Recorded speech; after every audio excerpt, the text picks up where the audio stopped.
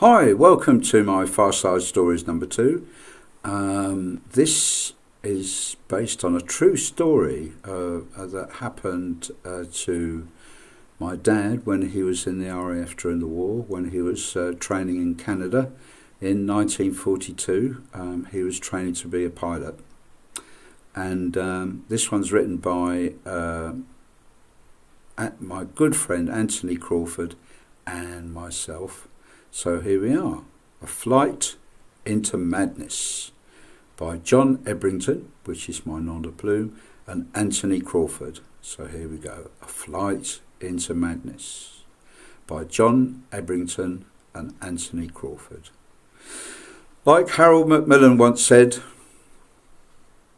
events, dear boy, events. Events are what bring down tyrants. Events are the very stuff of history. Faced with events such as those that bring disaster to the powerful, poor mortals such as us tend to look for conspirators, plotters, plotting the downfall of the great. Nowadays, people look to the alignment of the sun and the moon, the movement of the stars and the time of birth. People are desperate for explanations to everything to discover some order, to avoid the possibility that after all is said and done, chance, and only chance, is the one explanation for the things that happen to us. Me? All I know is events. Even now, when I consider what occurred to one minor despot so long ago, I can offer no explanation as to how those so young as we were then could bring so low, so swiftly, one who believed himself to be so powerful. All I can do is describe to you the events as they unfolded. Canada, 1942, RAF training. Perhaps it was my dual nationality, born in Lyon to a French mother, aged 17, I moved to the village of my English father's youth as the Nazis moved in on Paris. Yes, I think it was the mix of French and English that provided my childhood with wonderful, curious cultural contradictions. In spite of the dreadful tyranny at the camp, I loved every minute because of the melting pot of cultures that were there. Only about 25% of the men at the camp actually came from Britain. The rest? Well, there were Aussies. From the rowdiness and the general bawdy antics, you would think they were the most numerous, but of course they weren't. They were instead a sizable number of French and British Canadians. There were Africans, North Africa mainly, Algeria, Morocco, some from Kenya, and as far away as Rhodesia, as it was then called. Of course, there were plenty of free French, and the bravest of all, the loners, mostly those whose loyalties were to ideology or to resistance to Hitler's tyranny, true men from Jamaica, Argentina, and India. They came from all over the world to help us. You know, racists today ignore this. Then, of course, there were our instructors. Of those who managed to survive 30 or so raids over Germany, they were declared unfit for further service due to any one of a number of maladies, ranging from anxiety to panic attacks to just plain bonkers. Their symptoms? Well, to see their symptoms, one had to experience their teaching. Anything might happen during the training flight, often doing outrageous aerial manoeuvres such as hedge hopping to worry the cattle. My instructor was a Yank, a splendid jazz musician, pianist. They say he'd been professional before the war, and any night you liked, he would carry on playing until the small hours, provided he was kept supplied with whiskey. So, when we took off the following morning for instruction, he would say over the intercom, "Do what you damn well like. I'm going to have a sleep." These were the mad, dispatched to prepare young fools for the madness to come. But insanity of a kind came to visit sooner than any of us expected. As I said, the Aussies were a right bunch of characters, always in the shower block. They were sprucing themselves up in the hope of impressing the young ladies in the bar that night. I remember they'd always sing a comical version of Waltzing Matilda. Couldn't repeat it here. There was this wiry old sergeant who, despite his thin frame, would bellow really loudly. He would tell them off. "Shut your big fat Aussie foul-mouthed gobs," he'd shout, till later that night when he was drunk. Then he'd say, "Come on, lads, let's hear that song again." I admired the brashness of the Aussies, being keen on the ladies one night before they went to a dance. They all stuffed a banana down the front of their trousers in the hope of making a favourable impression. However, they gave the game away by thrusting their gyrations and smirks on their faces. Flight Sergeant was responsible for discipline, and we called him Flight. The evening I arrived at the camp, he summons us new recruits to the assembly hall, and he gave us a pep talk. Big man he was, in every sense, about 6'2", bulging out of his uniform, at the neck and above the waist belt, covered by a layer of blubber he was, and his hands, he always waved his hands around. His big fat fingers looked like a couple of bunches of uncooked sausages. He had a broken nose, and he had the broken nose of a boxer, and he squinted at us through small round specks with thick lenses magnifying his eyes. Sometimes he'd come up right to your face, peering at you with his big eyes. He'd swear he thought you were up to something. Terrifying he was. As he talked, Flight dribbled from his fat, fleshy lips, and he shouted. Blimey, how Flight shouted. He didn't stop.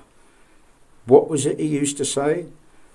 Yeah, I remember now. That was it. Play the game with me, lads. But when Flight said this, he always would lower his voice in a menacing manner. You play the game with me, and I'll play the game with you. He played games all right. We didn't dare play games with him, though. One of the things he used to do after showers, he'd make us jog back to the barracks, dressed only in our underpants. This, by the way, was in the middle of winter in Canada. Hell, you can imagine how cold we were. Character building, he'd say. You'd never see him do it, though. Flight had rules for everything. We were only young, never saw nothing of life, preparing probably to die. After training, all we wanted to do was to have fun. You know, but then Flight had his rules. And if you dared break them, you were in for it. You were really in for it. I think he must have been teetotal. In any event, he clearly wanted to make it difficult for us to go and have a pint. One of his rules was you weren't allowed to walk directly from the barracks to the mess. Distance, only about 100 yards. No, instead, he made us walk 2 miles all around the perimeter of the base to get to the mess. You can imagine the risk of getting lost in the dark on the way back, especially if you had one too many. Another rule Flight had, for our benefit, you understand, were the extracurricular tests on aircraft theory. One problem was the 2 with the lowest scores each week had to clean the lavatories. You might say that he was being cruel to be kind, but he made them use toothbrushes. Flight's pep talks became part of the weekly routine. Always the same message. Play the game with me, lads. He was menacing, and like little mice, we wouldn't dare squeak. All we knew was sooner or later there was going to be big trouble with him. Of course, we were starting to learn to fly aeroplanes, and sooner or later we all achieved that great achievement of going solo. The more we learned, the more Flight became irritable. The more he bullied and picked on the loners mainly. The more he bullied and he picked on the loners mainly. One day, Flight screamed right in the face of an Asian lad from Kerala in India. I remember Hindipal Buri was his name. He was small and quiet. Flight towered over him and screamed a load of spittle in his face. Do you understand English?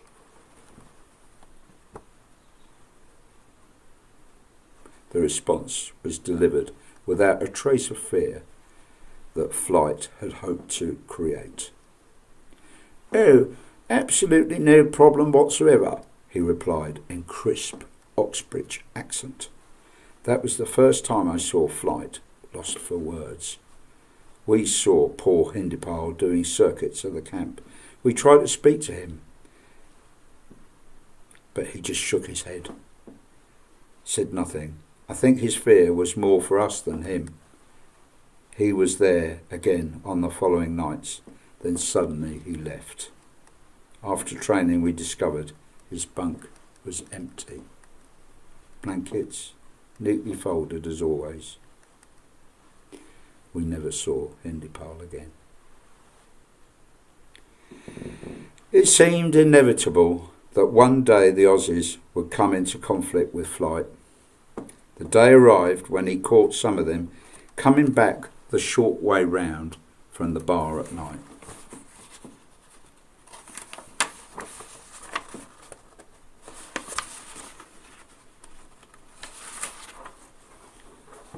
Stupid fools, they were a bit drunk and drawn attention to themselves by singing that comical version of Waltzing Matilda. Anyway, Flight got angry with them and said that all Aussies in the camp, together with one obviously innocent black man who just happened to be passing, were all banned from going to the mess. You know, those Aussies weren't scared of anyone. The following morning they started on Flight. They rounded on him and told him when he was inspecting the showers where he could stick his bar of soap. Flight went bonkers. He screamed. He shouted. His face went purple. His eyes were bulging. I was petrified. Flight must have realised the disturbance he had caused. His voice lowered with menace. He ordered the lot of us out on parade that evening. That gave us a whole day to wonder what punishments he lined up for us. Eventually, dusk fell. We lined up, standing at ease. Flight began reasonably enough, but we guessed what was coming. By degrees, his voice grew louder and louder, booming, growling, and ranting like a madman. How ungrateful we were. How unruly we were. He was in charge. He wouldn't have insubordination in his ranks. Never seen the likes of us. He wouldn't put up with it anymore. If we wanted to learn the hard way, he'll arrange it. He'll make sure it's hard for us. He raved, with his mouth dribbling and his hands waving. The things he said got more and more ridiculous. We had to promise to play the game. We, his trainees, had betrayed him. Betrayed all he'd done for us. Betrayed his hopes. Now, we were going to suffer the punishments. But all for our own good, of course. For no reason, Flight rounded on the innocent man caught up with the Aussies. It was so unfair. Flight eyeballed him closely and shouted incomprehensible things at him. Flight stopped all of a sudden. He adopted a central position in front of us. Everything fell silent, except for the sound of the wind rustling through the wire fence. There was a pause. Calmness descended upon Flight's face as he surveyed us, and he looked at us with disgust. And then he bellowed, "Attention!" Even now, I can't explain why this happened, but no one, not one of us moved, not even an inch. Nobody said a word. We acted as one, as if all had silently agreed to do nothing. All day there hadn't been a hint of dissent. Fear? Yeah, plenty. But dissent? That was unheard of. Something had happened between us, all of us, that very instant. And I've no idea what it was. But no one moved. Then the order came again, louder, still this time with menace. "Attention!" Again. Nobody moved.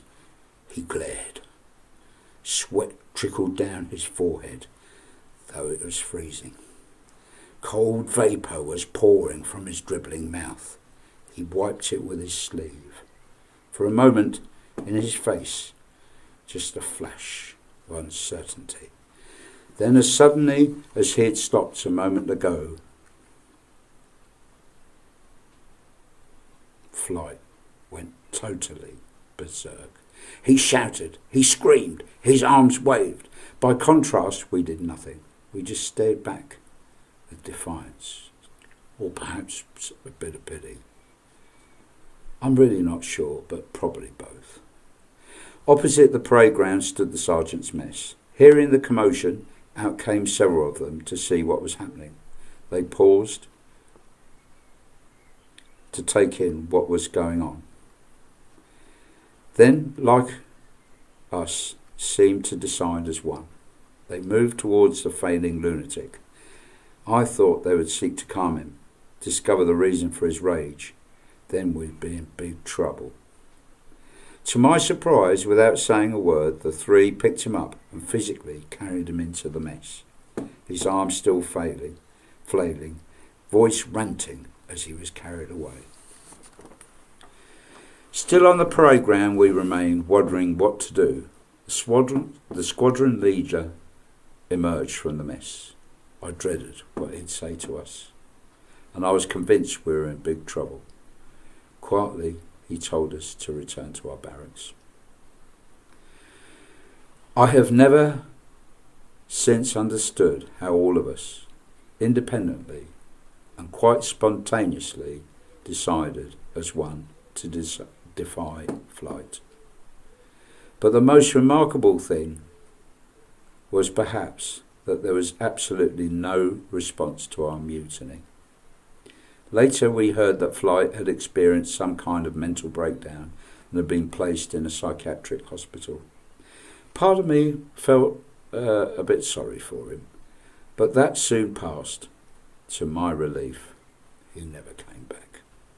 The petty rules and punishments disappeared overnight. He was replaced by another flight sergeant called Macduff, a Scot with masses of freckles and red hair. Being a skilled piper, he liked nothing better than to lead us round the airfield, him in front playing his pipes and us marching to his music. Very occasionally, he used to let us do a rendition of that comical Waltzing Matilda song.